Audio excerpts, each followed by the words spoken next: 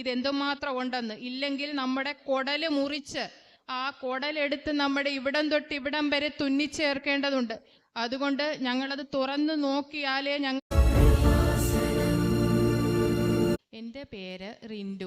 ഞാൻ ആലപ്പുഴയിൽ നിന്നും വരുന്നു. ഞാൻ 2022 ഏപ്രിൽ 28 ഉടമ്പടി എടുക്കുന്നത്. ഉടമ്പടിയിൽ ഞാൻ എൻ്റെ പപ്പയ്ക്ക് ഭക്ഷണം ഇറക്കുമ്പോഴുള്ള ഒരു ബുദ്ധിമുട്ടിൻ്റെ കാര്യം നിയോഗത്തിൽ വെച്ചിരുന്നു. അപ്പോൾ തന്നെ ഞങ്ങൾ നേർച്ച വസ്തുക്കളായ ഉടമ്പടി ഉപ്പും തൈലവും സ്ഥിരമായി പപ്പയുടെ കഴുത്തിൽ പുരട്ടിക്കൊണ്ടിരുന്നു. അങ്ങനെ ആ 2022 ഒക്ടോബർ 26 പപ്പയ്ക്ക് എൻഡോസ്കോപ്പി ചെയ്യുകയും എൻഡോസ്കോപ്പിയിൽ കാസിനോമ, ഗാസ്ട്രോ ഈസോഫാഗിയൽ ജംഗ്ഷനിൽ കാസിനോമയാണ്, അതായത് ക്യാൻസർ 3rd സ്റ്റേജാണ്.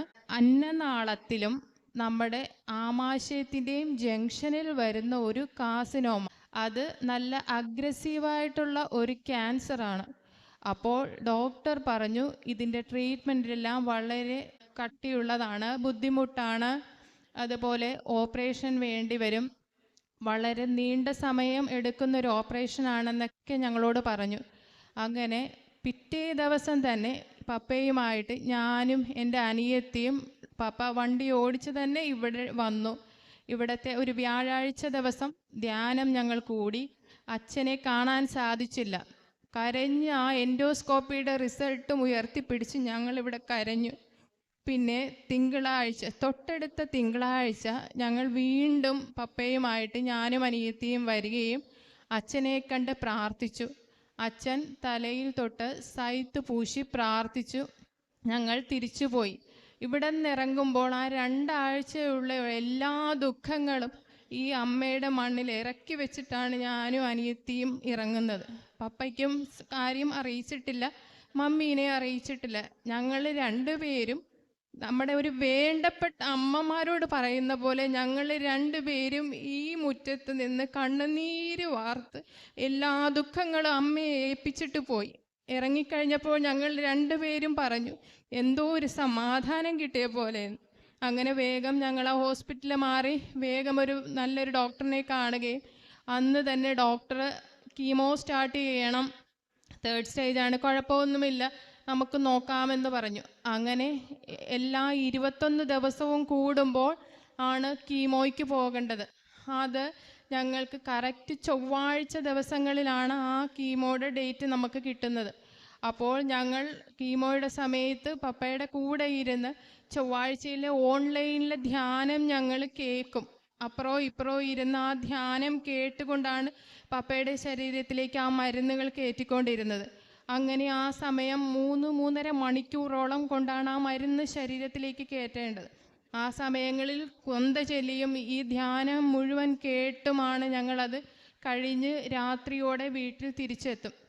ആ സമയങ്ങളിൽ ഹോസ്പിറ്റലിലുള്ള മറ്റ് രോഗികളുമായി അവരുടെ ദുഃഖങ്ങളിൽ പങ്കുകൊണ്ടും അവർക്ക് വേണ്ടി ഞങ്ങളിൽ കഴിയുന്ന സാമ്പത്തിക സഹായം ഞങ്ങൾ ചെയ്യുമായിരുന്നു. ഇവിടെ നിന്ന് കീമോയ്ക്ക് ഇറങ്ങുമ്പോൾ അമ്മ മാതാവിനോട് പ്രാർത്ഥിക്കും, അർഹതപ്പെട്ട ഒരു വ്യക്തിയെ ഞങ്ങളുടെ മുമ്പിൽ കൊണ്ടു നിർത്തണേ എന്ന്. അതുപോലെ തന്നെ അവർക്കുള്ള ഒരു പണവും കരുതിക്കൊണ്ടായിരിക്കും ഞങ്ങൾ കീമോയ്ക്ക് പോകുന്നത്. അങ്ങനെ ഞങ്ങൾ അവർക്കത് കൊടുക്കുകയും അവരുടെ മനസ്സിലും അവരുടെ കണ്ണിലും ഉണ്ടാവുന്ന ആ ഒരു സന്തോഷവും സമാധാനവും കാണുമ്പോൾ നമ്മുടെ ദുഃഖങ്ങളെല്ലാം മറക്കും. അങ്ങനെ 4 കീമോ കഴിഞ്ഞു. 4 കീമോ കഴിഞ്ഞപ്പോൾ ഡോക്ടർ നമ്മുടെ ഓപ്പറേഷൻ സർജറിക്കുള്ള ഡേറ്റ് തന്നു. അത് ഫെബ്രുവരി 11 ഡേറ്റ് തന്നത്. പക്ഷേ ഈ സർജറി ചെയ്ത എല്ലാവർക്കും അറിയാം അതിൻ്റെ ബുദ്ധിമുട്ടുകൾ. അതുകൊണ്ട് ആ ഭയം കൊണ്ട് ഞങ്ങളുടെ കുടുംബത്തിലുള്ള എല്ലാവർക്കും ഭയമായിരുന്നു, ഇതിലേക്ക് പോകണോ വേണ്ടയോ എന്നുള്ള ദുഃഖം. ആ ദുഃഖത്തിൽ എല്ലാവരും ഇങ്ങനെ വേണോ വേണ്ടയോ, നമുക്കിനി ലാപ്രോസ്കോപ്പി ചെയ്ത് നോക്കാം, ഇത്രയും മുറിവുകൾ വരുത്തണ്ടല്ലോ എന്ന് പറഞ്ഞ് ഞങ്ങൾ ലാപ്രോസ്കോപ്പി സർജനെ കണ്ടു. ആ സർജനും പറഞ്ഞു സംഭവം ഭയങ്കര കോംപ്ലിക്കേഷനാണ്, ഇത് കുറച്ച് പണിയാണ്. എൻ്റെ മുമ്പിൽ ഇത് വളരെ റെയറായിട്ട് ആകെ 2 കേസുകളെ വന്നിട്ടുള്ളൂ. അങ്ങനെ ഞങ്ങൾ ലാപ്രോസ്കോപ്പിയിൽ നിന്നും പോയി. എല്ലാവരും വേണ്ട വേണ്ട എന്ന് പറയുമ്പോഴും ഉള്ളിൻ്റെ ഉള്ളിലിരുന്ന് ഞങ്ങളോട് പറയും മുന്നോട്ട് പോ, ധൈര്യമായിട്ട് മുന്നോട്ട് പോകുന്നൊരു ധൈര്യം ഉണ്ടായിരുന്നു. അങ്ങനെ ഞങ്ങൾ അവസാനം സർജറിക്ക് തീരുമാനിച്ചു. ഫെബ്രുവരി 7 അഡ്മിറ്റായി. അതിനു മുമ്പുള്ള ഓരോ കാർഡിയോളജിയും പൾമനോളജിയും ഡോക്ടേഴ്സ് അതിന് ഫിറ്റാണെന്ന് തെളിയിക്കണം. അതെല്ലാം കഴിഞ്ഞു. ലാസ്റ്റ് അനസ്തീഷ്യ ഡോക്ടറിനെ കണ്ടു. അപ്പം നാളെയാണ് ഓപ്പറേഷൻ. അപ്പോൾ അനസ്തീഷ്യ ഡോക്ടർ റിപ്പോർട്ടെല്ലാം കാണിച്ചപ്പോൾ ഒരു 25 വർഷം മുമ്പ് പപ്പായ്ക്ക് ഞങ്ങൾ ചെറിയ പ്രായത്തിൽ ചെറിയൊരു ഹാർട്ടിനൊരു പ്രശ്നം കാണിച്ചു. അപ്പോൾ ഡോക്ടർ പറയുന്നത് അത് അന്ന് വന്നത് ഒരു ഹാർട്ടിൻ്റെ ഒരു ചെറിയ അറ്റാക്ക് ആയിരുന്നു. പക്ഷേ ഇത്രയും 10-12 മണിക്കൂർ നീണ്ട ഈ ഓപ്പറേഷൻ ചെയ്യുമ്പോൾ അതിൻ്റെ ഹാർട്ടിന് ആ അനസ്തീഷ്യ താങ്ങാനുള്ള ശക്തി ഉണ്ടാവുകയില്ല. അതുകൊണ്ട് ചിലപ്പോൾ ആ സർജറിയുടെ സമയത്ത് എന്തെങ്കിലും ബുദ്ധിമുട്ട് സംഭവിക്കാം. അത് ഞങ്ങളോട് തുറന്നു പറയുകയാണ്. ഞാനും എൻ്റെ അനിയത്തി ആ മുമ്പിലിരുന്ന് അപ്പോൾ ഇത് വേണ്ടാന്ന് തീരുമാനിക്കുക. അനിയത്തി പറയുക ഡോക്ടർ, എങ്കിലും ഞങ്ങൾ ഇതിൽ നിന്നും പിന്മാറുകയാണ്. അങ്ങനെയാണ് ഞങ്ങൾക്ക് മുമ്പിൽ എത്ര നാളുണ്ടാകും? അപ്പോൾ ഡോക്ടർ പറഞ്ഞു 6 മാസം. അപ്പോൾ അവൾ പറഞ്ഞു വേദനയില്ലാതെ നമ്മൾ ഇപ്പം പപ്പായ്ക്ക് കുഴപ്പമൊന്നുമില്ലല്ലോ, അപ്പം വേദനയില്ലാതെ നമുക്ക് മുന്നോട്ട് 6 മാസമെങ്കിൽ 6 മാസം എന്നവൾ ഇങ്ങനെ പകച്ചുകൊണ്ട് ചിന്തിക്കുക, ഡോക്ടറിനോട് സംസാരിക്കുകയാണ്. അപ്പോൾ ഞങ്ങളുടെ മമ്മിയുടെയും എൻ്റെയും അനിയത്തിയുടെയും കൈകളിൽ അമ്മയുടെ കാശുരൂപം സ്ഥിരമുണ്ട് ഊണിൽ ഉറക്കത്തിൽ. ആ കൈകളിലേക്ക് ഞാൻ പെട്ടെന്ന് നോക്കിയിട്ട് അമ്മയോട് ചോദിച്ചു, അമ്മേ ഇത്രയും വരെ എത്തിച്ചിട്ട് ഇനി ഞങ്ങൾ എന്ത് ചെയ്യും അമ്മേ, കൃപാസനം അമ്മയെന്ന് ഞാൻ ചോദിച്ചു. പെട്ടെന്ന് ഡോക്ടർ ഞങ്ങളോട് പറയുകയാണ്, എങ്കിലൊരു കാര്യം ചെയ്യ്, നിങ്ങൾ ആ ICUവിൽ ഈ സെയിം സർജറി കഴിഞ്ഞ ഒരു പേഷ്യൻ്റ് കിടക്കുന്നുണ്ട്. ആ പേഷ്യൻറ്റിനെ നിങ്ങൾ പോയി കണ്ട് ആ പേഷ്യൻ്റ് ഇപ്പം ഏതൊരവസ്ഥയിലാണ്, എന്തൊക്കെ ബുദ്ധിമുട്ടുകളാണ് അയാൾ അനുഭവിക്കുന്നത് എന്ന് നിങ്ങൾ നേരിട്ട് കണ്ട് മനസ്സിലാക്കുക, എന്നിട്ട് നിങ്ങൾക്ക് തീരുമാനിക്കാമെന്ന്. അങ്ങനെ ഞാനും എൻ്റെ അനിയത്തിയും പപ്പയുമായി ആ പേഷ്യൻറ്റിൻ്റെ അടുത്തേക്ക് പോവുകയാണ്. പക്ഷേ ഡോക്ടർ പറഞ്ഞു, ഞാൻ ആ പേഷ്യൻറ്റിനോട് പറഞ്ഞിട്ടില്ല, നിങ്ങൾ വരുമെന്നൊന്നും പറഞ്ഞിട്ടില്ല, എങ്കിലും നിങ്ങളൊന്ന് പോയി സംസാരിച്ച് കണ്ട് നോക്കുമെന്ന് പറഞ്ഞു.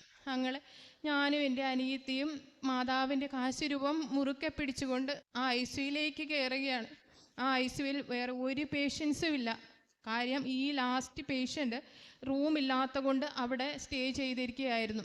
ഞങ്ങൾ വാതിൽ തുറന്ന് ഞങ്ങളെ നോക്കി പുഞ്ചിരിച്ചു കൊണ്ടിരിക്കുന്ന ഒരു വ്യക്തിയായിരുന്നു. ബഷീർ എന്ന് പറയുന്ന ഒരു മുസ്ലിം ഇക്കായിരുന്നു അത്.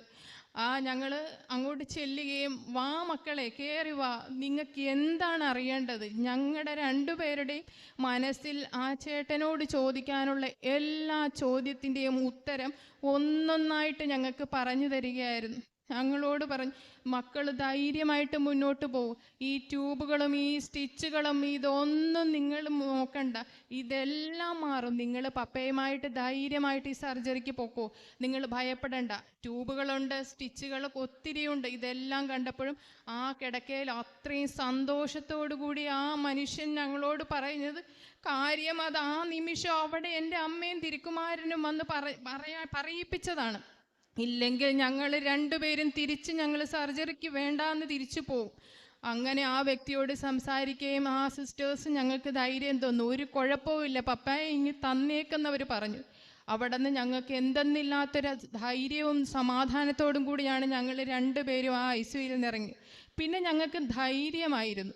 കാര്യം അച്ഛൻ പറയുന്ന പല വചനങ്ങളും രോഗികളുടെ കുറിച്ചുള്ള രോഗി സൗഖ്യത്തിനുള്ള ഒരു 11 വചനങ്ങൾ ഞാനും മമ്മിയും അവളും കൂടി ഒരു പേപ്പറിൽ എഴുതി അത് എന്നും രാത്രി കിടക്കുന്നതിന് മുമ്പ് അത് വചനം പറഞ്ഞ് എൻ്റെ പപ്പയെ അച്ഛൻ പറയാറുള്ളതുപോലെ അങ്ങയുടെ തിരുമുറിവാർന്ന വലതുകരം ഉപയോഗിച്ച് അമ്മയുടെ പ്രത്യക്ഷീകരണത്തിൻ്റെ സാക്ഷിയായി എൻ്റെ കുടുംബത്തെ ഉയർത്തണേ എന്നുള്ള ആ 11 വചനങ്ങളും ചൊല്ലി ഞങ്ങൾ പ്രാർത്ഥിക്കുന്നുണ്ടായിരുന്നു.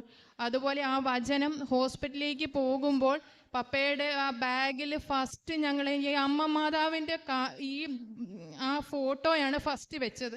അതുപോലെ ഈ വചനവും ഞങ്ങൾക്ക് കിട്ടിയ റൂമിലേക്ക് ഫസ്റ്റ് കാണുന്ന വിധത്തിൽ തന്നെ ആ വചനത്തിൻ്റെ 11 വചനങ്ങൾ ഒട്ടിച്ചു വെച്ചു.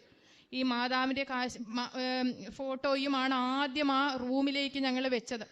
അങ്ങനെ ഞങ്ങൾ തീരുമാനിച്ചു. ഡോക്ടറിൻ്റെ 11-ാം തീയതിയായി രാവിലെ 7 മണി.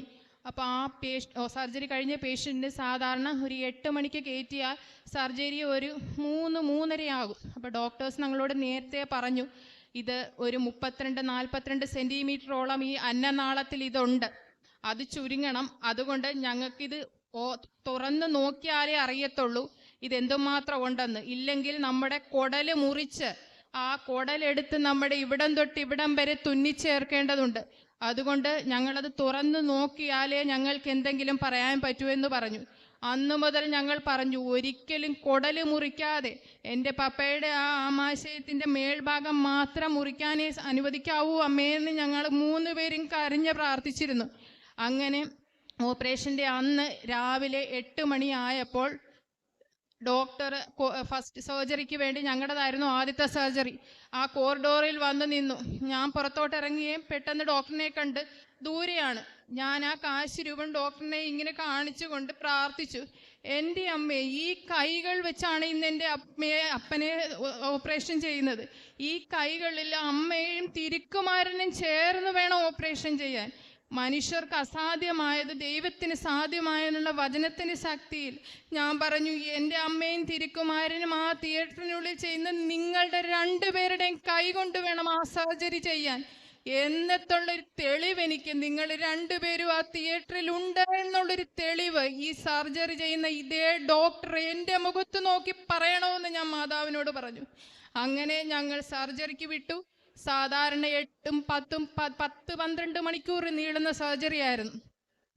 8 മണിക്ക് സർജറിക്ക് കയറ്റി 1:45 5 മണിക്കൂറിനുള്ള സമയ ചുരുക്കത്തിൽ ഡോക്ടർ സർജറി ഫിനിഷ് ചെയ്തു.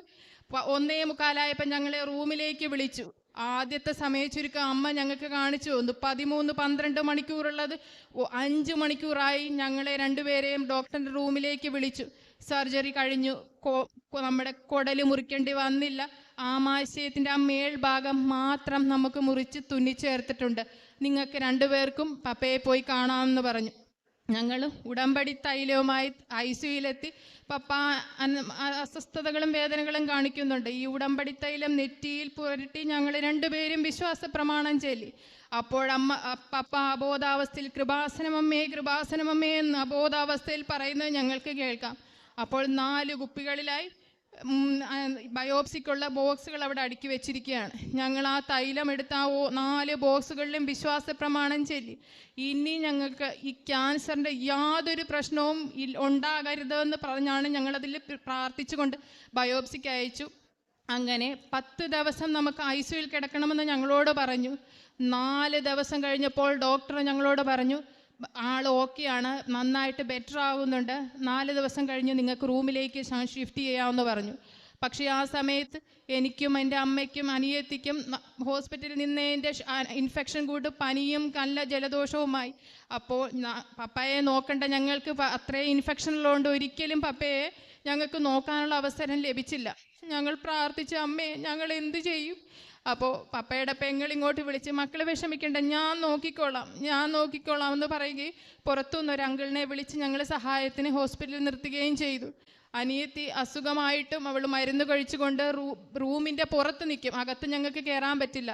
ഹോസ്പിറ്റലിലെ ഓരോ ആവശ്യങ്ങളും, ഞങ്ങൾ 2 പെൺമക്കളാണ്, ഓരോ ആവശ്യങ്ങളും അവൾ അത്രയും മരുന്നും ആൻറ്റിബയോട്ടിക്കും കഴിച്ചുകൊണ്ട് രാവിലെ 10 മണി മുതൽ രാത്രി 10 മണി വരെ ആ റൂമിൻ്റെ പുറകിൽ മുറ്റത്ത് കാത്തു നിന്ന് ഓരോ ആവശ്യങ്ങളും അവൾ പുറത്തു നിന്ന് അകത്തേക്ക് എത്തിക്കുമായിരുന്നു. എന്നിട്ട് അവൾ ഹോസ്പിറ്റലിൻ്റെ പുറത്ത് റൂം എടുത്ത് 10 മണിയാകുമ്പോഴാണ് അവൾ റൂമിലേക്ക് പോകുന്നത്. മരുന്ന് കഴിക്കുന്നതിന് ക്ഷീണമുണ്ട്. അപ്പം ഞാൻ പറയും, മോനെ നീ ഒറ്റയ്ക്കാണല്ലോ ഇതെല്ലാം ചെയ്യുന്നത്. അപ്പോൾ അവൾ സന്തോഷത്തോടെ എന്നെ പറയും, എന്തിനാണ് നീ പേടിക്കുന്നത്? കാര്യം എൻ്റെ കൂടെ എൻ്റെ അമ്മയും തിരുക്കുമാരനും ഉണ്ടല്ലോ, നമ്മുടെ കയ്യിൽ ഈ കാശ് രൂപമല്ലേ ഇരിക്കുന്നത്, നമ്മൾ എന്തിനാ പേടിക്കുന്നതെന്ന് അവൾ ഉറച്ച ധൈര്യത്തോടെ എന്നോട് പറയും. ആ സമാധാനത്തിൽ ഞാനും അമ്മയും വീട്ടിലിരിക്കും.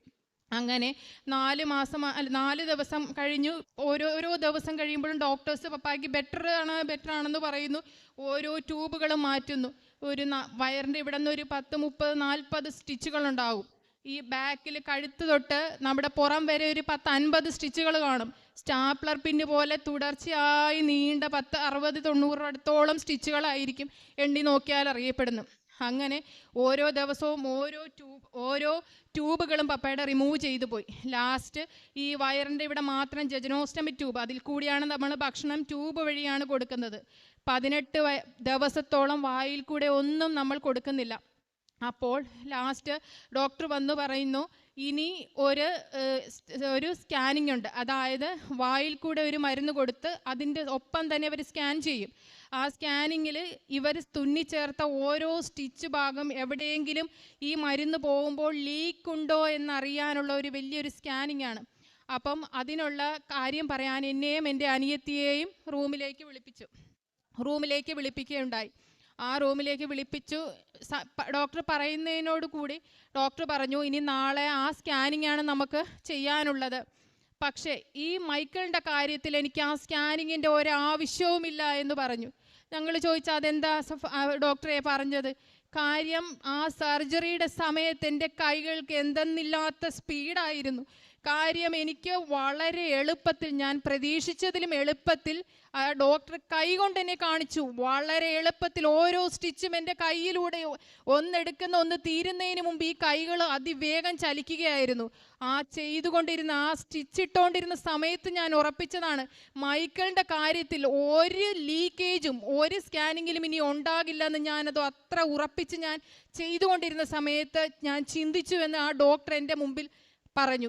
അത് വേറെ ഒന്നുമല്ല, ഞാൻ പറഞ്ഞു ആ തിയേറ്ററിലെ അമ്മയും തിരുക്കുമാരനും അവിടെ എത്തി എന്നുള്ള ഒരു തെളിവ് എനിക്ക് വേണമെന്ന് ഞാൻ എൻ്റെ അമ്മേനോട് ചോദിച്ചായിരുന്നു.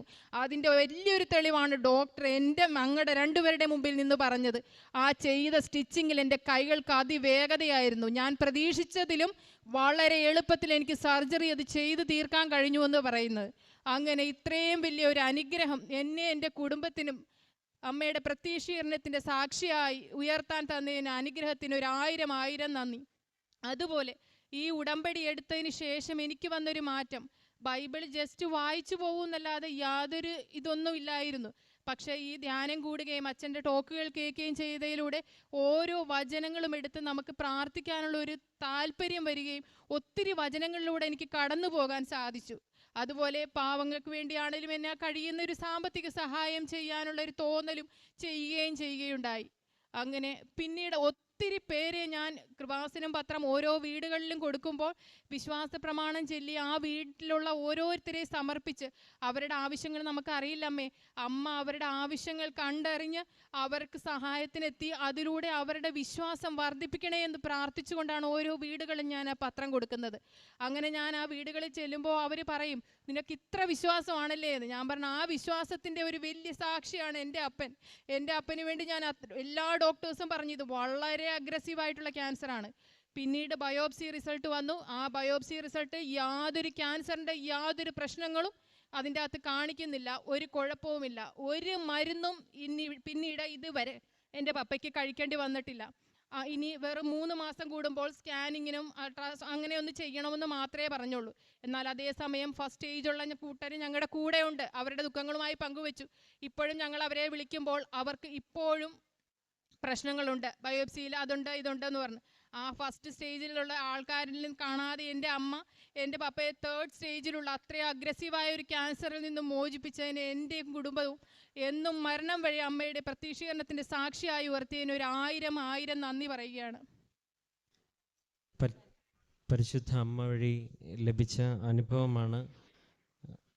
ബൈ പ്രൊഫഷൻ നേഴ്സായതുകൊണ്ട് തന്നെ അതിൻ്റെ സാധ്യതകളും എങ്ങനെയൊക്കെയാണ് എന്നുള്ളത് വളരെ വ്യക്തമായിട്ട് നമുക്ക് സാക്ഷ്യത്തിൽ പറയുകയുണ്ടായി.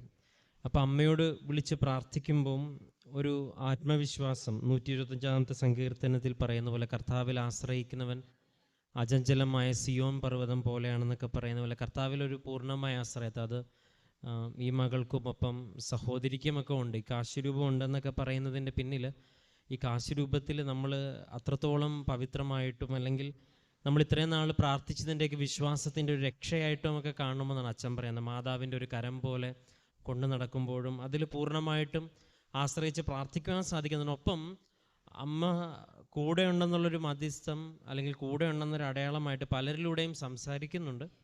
അത് ആശുപത്രിയിൽ കണ്ട മുസ്ലിം സഹോദരനാണെങ്കിലും പിന്നീട് ഇങ്ങോട്ടൊരു ഡോക്ടറിൻ്റെ രൂപത്തിലാണെങ്കിലും ഓപ്പറേഷൻ ചെയ്യുന്ന സമയത്ത് ഡോക്ടർ പറഞ്ഞതും. അപ്പം കൂടെയുള്ളത്, ദൈവം കൂടെയുണ്ടെന്ന് നമ്മളെ ബോധ്യപ്പെടുത്താനായിട്ട് ദൈവം ശ്രമിക്കുമ്പോൾ അത് മനസ്സിലാക്കാനായിട്ട് വിശ്വാസത്തിൽ ആഴപ്പെടാനും കൂടെ സാധിക്കുന്നുണ്ട്. അതിൻ്റെ ഏറ്റവും അവസാനം പറയുന്നുണ്ട്, കൂടുതൽ നന്മകൾ ചെയ്യുവാനും ഉടമ്പടി പ്രാർത്ഥന എപ്പോഴും ഒരു സ്വാർത്ഥതയുടെ പ്രാർത്ഥനയല്ല, അത് നിസ്വാർത്ഥതയുടെ പ്രാർത്ഥനയാണ്. മറ്റുള്ളവർക്ക് നന്മ ചെയ്യണം, മറ്റുള്ളവർക്ക് നന്മ ഉണ്ടാവണമെന്ന് പ്രാർത്ഥിക്കണം എന്നാഗ്രഹിക്കുന്ന ഒരു മനസ്സും, അല്ലെങ്കിൽ അത് കൂടുതൽ ചെയ്യാനായിട്ടുള്ള പ്രചോദനം ഈ പ്രാർത്ഥനയിൽ നിന്ന് ലഭിച്ചതായിട്ടും പറയാനുണ്ട്. അപ്പോൾ പറയാനുണ്ട്, അമ്മയ്ക്ക് ഈ പ്രാർത്ഥിക്കുന്ന കുടുംബം എല്ലാം രക്ഷപ്പെടണമെന്ന പ്രാർത്ഥനയോടുകൂടിയാണ് ഞങ്ങൾ സഹായിക്കുന്നതെന്നും, അല്ലെങ്കിൽ ആശുപത്രിയിൽ കീമോ ചെയ്യാൻ പോകുമ്പോഴും എൻ്റെ മുമ്പിൽ വരുന്ന വ്യക്തി അർഹതപ്പെട്ടുള്ള വ്യക്തിക്ക് സഹായിക്കാൻ സാധിക്കണമെന്നൊക്കെ പറഞ്ഞിങ്ങനെ മറ്റുള്ളവരെ സഹായിക്കണം എന്നുള്ളൊരു വലിയൊരു പ്രചോദനം ഉടമ്പടി പ്രാർത്ഥനയാണ്. അതുകൊണ്ടാണ് അച്ഛൻ എപ്പോഴും ഓർമ്മപ്പെടുത്തുന്നത് ഇത് ചൊല്ലുന്ന പ്രാർത്ഥനയല്ല, ചെയ്യുന്ന പ്രാർത്ഥനയാണെന്നും. അപ്പോൾ അമ്മ ഇങ്ങനെ ഇത്രയും ഇന്നീ നിമിഷം വരെ ഇങ്ങനെ കൂടെ നിൽക്കുകയും അത് മനസ്സിലാക്കി കൊടുക്കുകയും ചെയ്യുമ്പോൾ ഏറ്റവും അവസാനം പറഞ്ഞാണ് ഇതിൻ്റെ ഏറ്റവും പ്രധാനപ്പെട്ട മർമ്മം. എന്തിനാണ് ഇവിടെ സാക്ഷ്യങ്ങൾ പറയുന്നു എന്നുള്ള ചോദ്യത്തിന് ഉത്തരമാണ് ഈ സഹോദരി അല്ലെങ്കിൽ ഈ മകൾ ഏറ്റവും അവസാനം പറഞ്ഞത്. ഈ പരിശുദ്ധമായ അൾത്താരയിൽ അമ്മ മാതാവ് പ്രത്യക്ഷപ്പെട്ടു എന്നുള്ള വിശ്വാസത്തിൻ്റെ, അല്ലെങ്കിൽ അത് ഉറപ്പിക്കുന്നതിൻ്റെ സാക്ഷികളായിട്ടാണ് ഇവിടെയുള്ള ഓരോ നിയോഗങ്ങളും. അതറിഞ്ഞാലും അറിഞ്ഞില്ലെങ്കിലും അതാണ് ഏറ്റവും മർമ്മസ്ഥാനം. ഈ പ്രത്യക്ഷീകരണത്തിൻ്റെ സാക്ഷികളാക്കി മാറ്റണമേ എന്നുള്ള പ്രാർത്ഥനയോടുകൂടി മകൾ അവസാനിപ്പിക്കുമ്പോൾ ഇനിയും മുൻപോട്ടുള്ള ജീവിതത്തിൻ്റെ യാത്രയിൽ ഒരുപാട് ദൈവാനുഭവങ്ങൾ ഉണ്ടാകട്ടെ എന്നും, ഒരുപാട് പേർക്ക് ഈ വ്യക്തികളിലൂടെ, ഏറെ പ്രത്യേകിച്ച് അസുഖത്തിലൂടെയൊക്കെ കടന്നുപോയ അപ്പച്ചനെയൊക്കെ വന്ന് ഈ ആൾത്താരിൽ സാക്ഷ്യം പറയാനായിട്ട് ദൈവം ഇടവരുത്തതിനെ ഓർത്ത് നന്ദി പറയുകയും മുൻപോട്ട് ഒരുപാട് അനുഗ്രഹങ്ങൾ നൽകട്ടെ എന്ന് പ്രാർത്ഥിക്കുന്നു. അപ്പോൾ ഇവരുടെ കുടുംബത്തിനും നൽകിയ സൗഖ്യത്തെയും അനുഭവത്തെയും ഓർത്ത് നമുക്ക് നിറഞ്ഞ കരങ്ങളടിച്ച് ദൈവത്തിൻ്റെ നാമം മഹത്വപ്പെടുത്താം.